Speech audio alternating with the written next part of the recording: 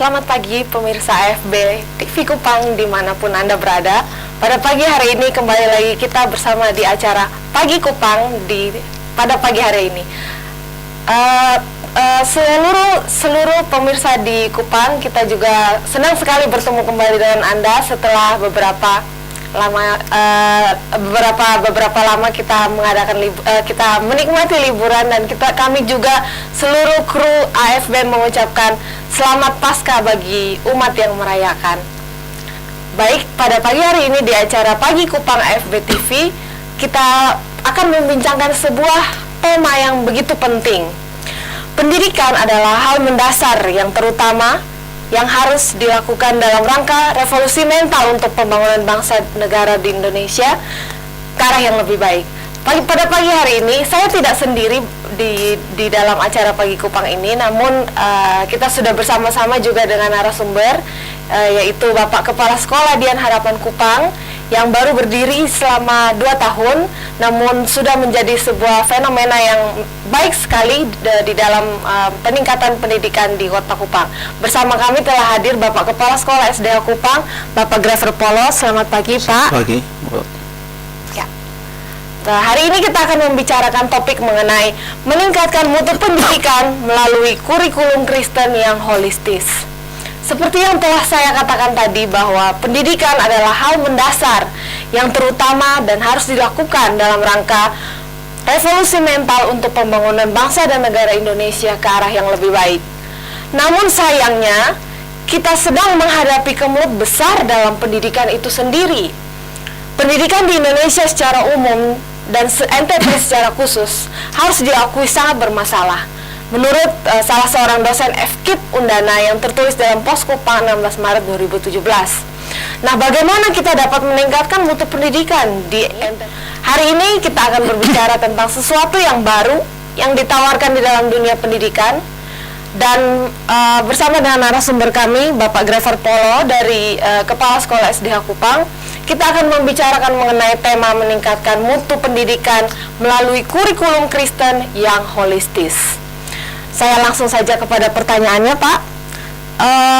Menurut Bapak, apa itu pendidikan? Menurut saya pendidikan itu adalah suatu cara yang intens, ya, sengaja dilakukan untuk memperbaiki kehidupan.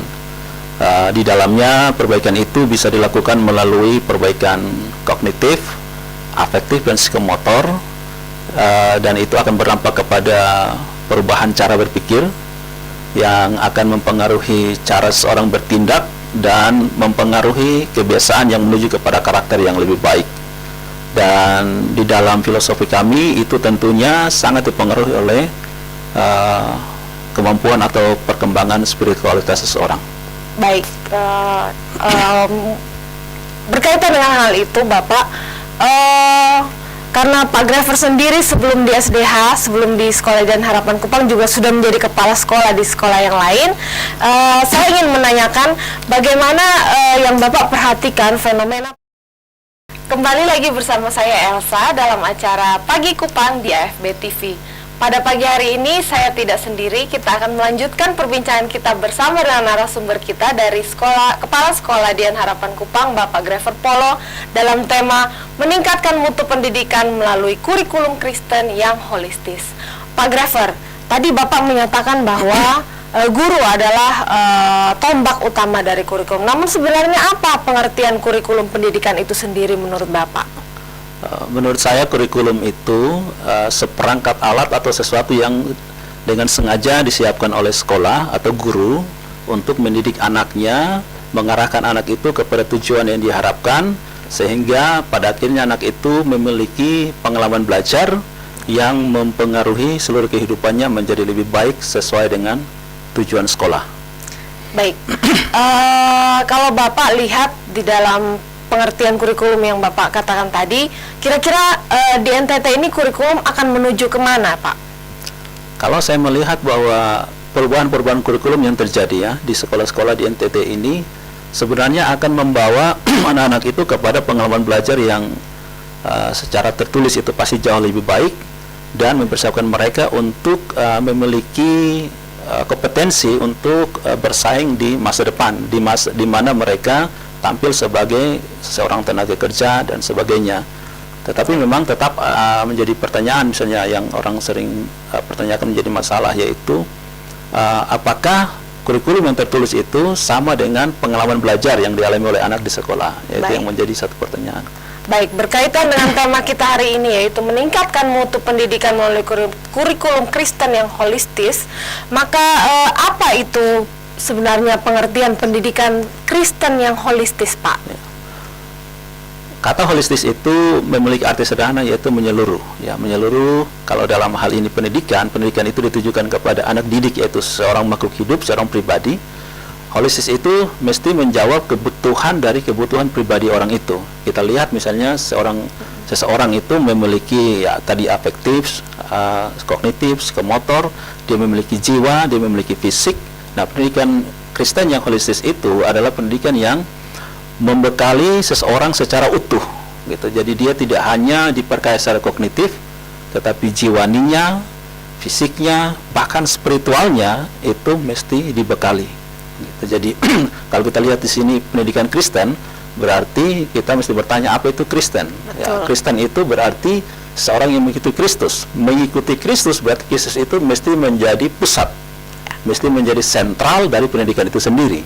Jadi pendidikan Kristen yang holistis berarti pendidikan Kristen yang membekali seseorang untuk mengenal secara pribadi Kristus dan mengikuti Kristus secara sungguh-sungguh. Ya, dalam hal ini kalau misalnya dari keberadaan saya di Sekolah Dian Harapan Kupang, kami memiliki visi pengetahuan yang sejati, iman dalam Kristus dan karakter ilahi. Yang kami percaya bahwa seseorang akan memiliki pengetahuan yang sejati, memiliki karakter ilahi kalau dia sudah berada dalam Kristus. Baik sekali. Oke. Menurut Bapak, bagaimana pendidikan Kristen yang holistis ini pada akhirnya bisa meningkatkan mutu pendidikan? Peranannya seperti apa, Pak? Ya. Pendidikan Kristen itu yang holistis akan memiliki peranan yang besar di dalam dunia pendidikan. Kalau yang pertama kembali kepada guru tadi. Ya. Baik. Bagaimana guru itu sendiri kalau dia menerapkan pendidikan Kristen yang holistis, berarti dia sendiri mesti ada dalam Kristus, meyakini Kristus dan memberitakan Kristus.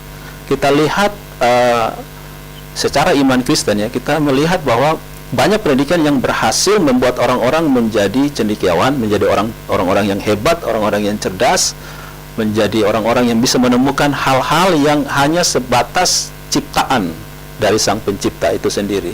Tetapi masih jarang pendidikan yang membawa orang-orang itu atau anak didik menemukan Pencipta itu sendiri, berkenalan secara pribadi dengan Pencipta itu yang kita imani adalah Kristus itu sendiri.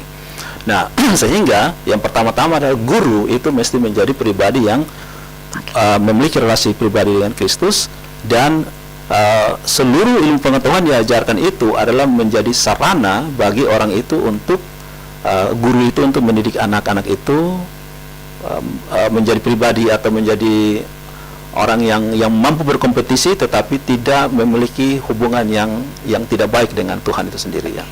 Jadi pada saat itulah pendidikan Kristen holistis itu memiliki peranan yang sangat besar.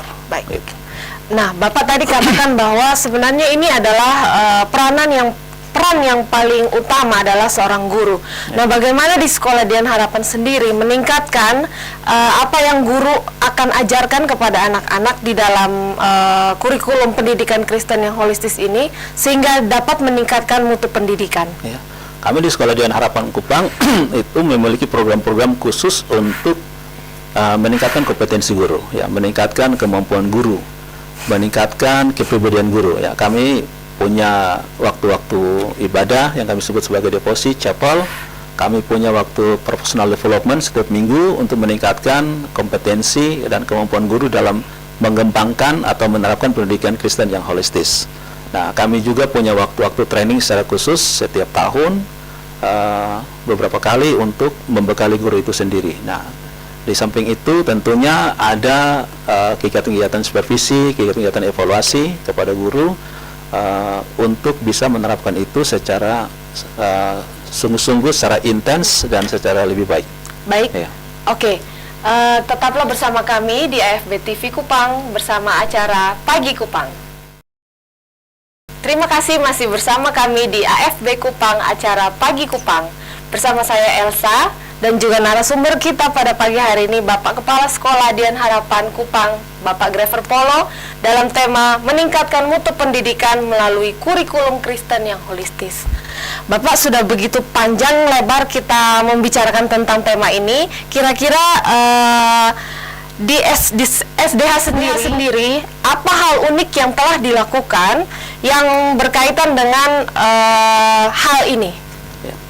Kami di SDH Sekolah Dian Harapan Kupang memiliki visi misi.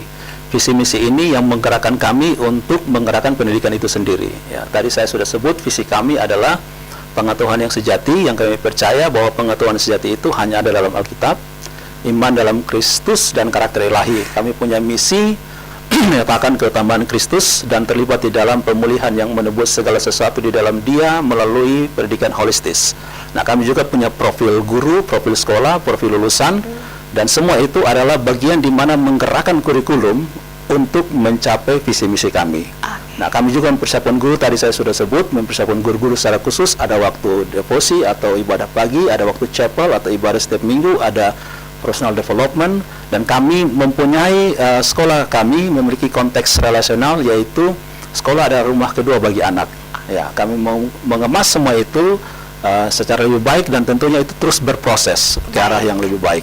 Nah, kami juga di dalam menerapkan semua itu, kurikulum kami tidak lepas dari visi misi, yaitu bagaimana Kristus bekerja melalui kurikulum kami. Bagaimana guru-guru berjalan bersama dengan Tuhan Yesus di kelas-kelas mereka.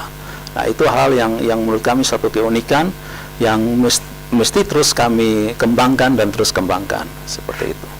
Baik, Bapak, untuk menutup acara pada pagi hari ini di dalam tema meningkatkan mutu pendidikan melalui kurikulum Kristen yang holistis, kira-kira kalimat penutup atau rangkuman apa yang Bapak ingin sampaikan kepada pemirsa di rumah mengenai pendidikan kurikulum Kristen yang holistis ini dalam peningkatan mutu pendidikan khususnya di NTT, lebih khusus lagi di Kota Kupang? Ya.